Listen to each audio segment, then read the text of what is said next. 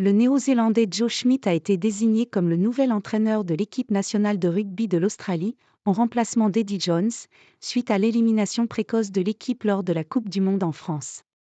Cette annonce a été faite par Rugby Australia le vendredi.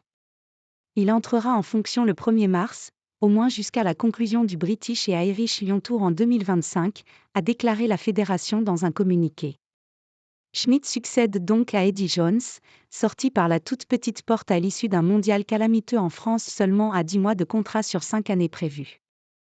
Jones a depuis été embauché par le Japon. Je suis conscient que les Wallabies ont traversé une période difficile et j'ai vraiment très envie de les aider à aller de l'avant, a dit Schmidt. Les tests matchs à venir contre le pays de Galles vont arriver vite, après le Super Rugby, et le programme jusqu'au British et Irish Lions Tour l'an prochain présente beaucoup d'opportunités et de défis qui vont, je suis sûr, revigorer les joueurs et l'encadrement, a-t-il ajouté dans un communiqué. Le mois dernier, Peter Horne, membre de longue date de l'administration du World Rugby, a été nommé directeur de la haute performance par Rugby Australia. Il sera aidé par David Nucifora, débauché du même poste avec l'Irlande. Les deux hommes ont des liens forts avec Joe Schmidt, 58 ans, qui a coaché le 15 du trèfle de 2013 à 2019 en étant l'un des principaux artisans de son ascension au rang de numéro 1. Plus récemment, il a travaillé avec les Néo-Zélandais à la dernière Coupe du Monde, où les All Blacks ont fini vice-champions, devancés par les Sud-Africains. Personne idoine.